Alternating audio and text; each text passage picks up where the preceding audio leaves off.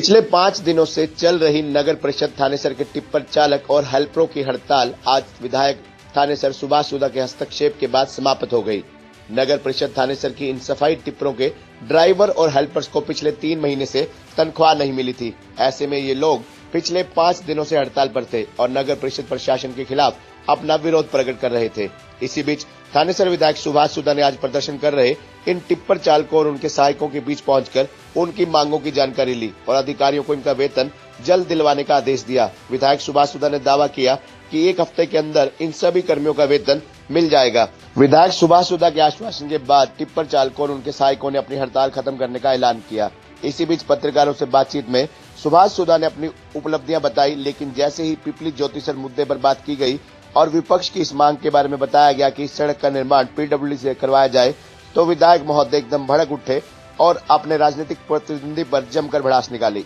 देखिए, सर्वप्रथम मैं प्रदेश के मुख्यमंत्री जी का धन्यवाद करूंगा, जिन्होंने एक बहुत बड़ा डिसीजन लिया कि कोई भी सफाई कर्मचारी है, किसी प्रकार का कोई भी, उनकी मार्च तक की सैलरी हम देने के बाध्य हैं। तो उसके साथ साथ मैं कहूँगा, ये थोड़े से दिनों से क्या हुआ था कि हमारे यहाँ पे कॉन्ट्रैक्टर था सोनू, वो किसी कारण से वो अरेस्ट हो गया, तो वो अंदर था, तो उसकी वजह से सारा काम सिस्टम ख़राब हो गया। तो उसके बाद हमारे जो कमिश्नर थे वो भी यहाँ से ट्रांसफ़र हो गए थे।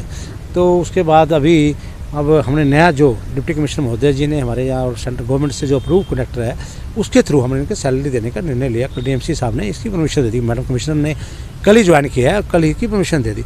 और साथ साथ में बहुत सी बड़ी दिक्कत ये आ रही थी, जहाँ पर भी हम डंपिंग कर रहे थे वहाँ डंपिंग के अंदर 3-4 दिन लगातार से बारिश चल रही है और वहाँ पर भी ये डंपर नहीं जा सकते थे। आप जाके देख सकते हैं, वहाँ पर बिल्कुल बंद हुआ पड़ा है डंपर का।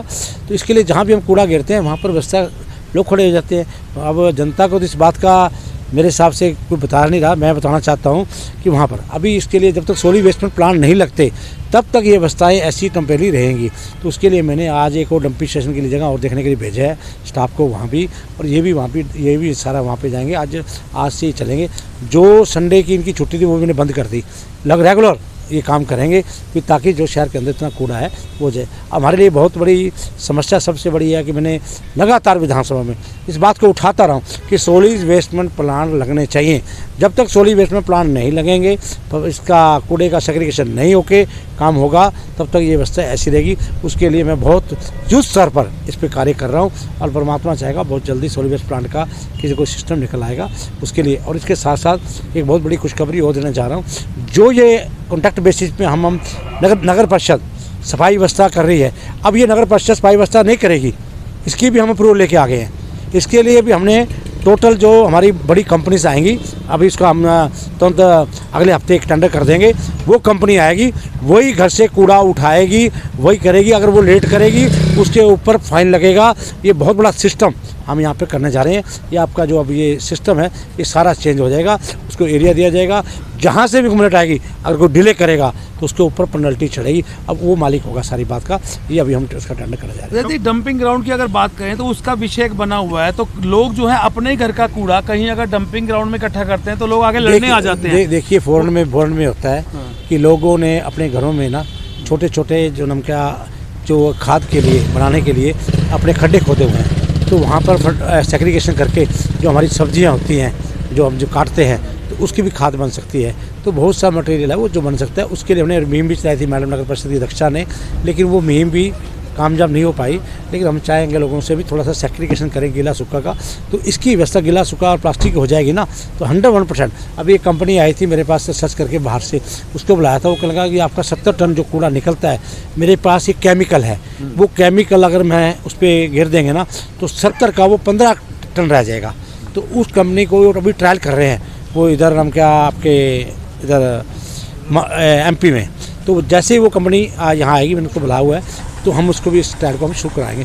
तो हम बहुत से चारों तरफ से लगे हुए हैं कि कहीं पे भी हमारे को ऐसा केमिकल मिल जाए जिससे हो जाए सेग्रीगेशन करें साथ। और जो नई चीज़ मैं बता रहा हूँ, तो अभी ये जो भी नगर परिषद ये कार्य कर रही है, अभी अगले महीने से परमात्मा चाहेगा तो ये बड़ी कंपनी को हम देने जा रहे हैं जो सारी की सारी एकदम की इसकी घर से कलेक्शन की भी रहेगी और इसका सारा काम उसका। तो विधायक जी, जो उसके चार्जेस रहेंगे, जैसे अभी तो 50 रुपये दिए जा रहे हैं पर घर से या 100 दिए जा रहे हैं, देखिए वो क्या चार्जेस बढ़ने का कुछ? देखिए, अभी चार्जेस बढ़ाने की व्यवस्था नहीं है, लेकिन उससे वैसे कनेक्ट करेंगे।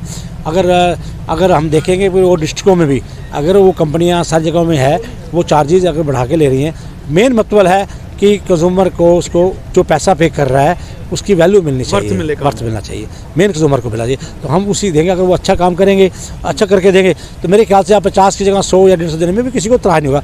हम 50 रुपये लेके और 50 का भी काम ना करें तो वो शोभा को देता है। तो इसके लिए मैं एग्री करता हूँ। अभी हमने पहले फ्री ऑफ कॉस्ट नगर परिषद थानेसर एक ऐसी नगर परिषद है जिसने लगातार 5 वर्ष कोई चार्जेज लिए बिना यहाँ पे डंपर चला कर रखे। लेकिन आप जाके देख सकते हैं, कनाल अम्बाला के अंदर 350 रुपये हैं, कनाल के अंदर 350 रुपये हैं, पंचकुला में 550 रुपये हैं, हर जगह पहला सिटी है 50 रुपये जो क्षेत्र ले रहा है, कहीं भी इतना रेट नहीं है।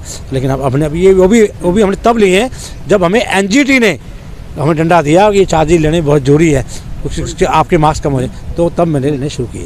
तो टिप्पर चालक रहेंगे, हट जाएंगे जब नहीं? देखिए ये टिप्पर चालक, ये जितनी गाड़ियाँ हैं, टोटल जितना इंफ्रास्ट्रक्चर है, सारा का सारा उसको ट्रांसफर होगा। मतलब कोई बेरोजगार तो नहीं होगा ना, सारा का सारा उसको ट्रांसफर होगा। हमने पहले कंडीशन लगाएंगे, सारा ट्रांसफर होगा। उसकी रेख देख में टोटल कार्य चला जाएगा, वो सारा इसको फॉलो करेगा।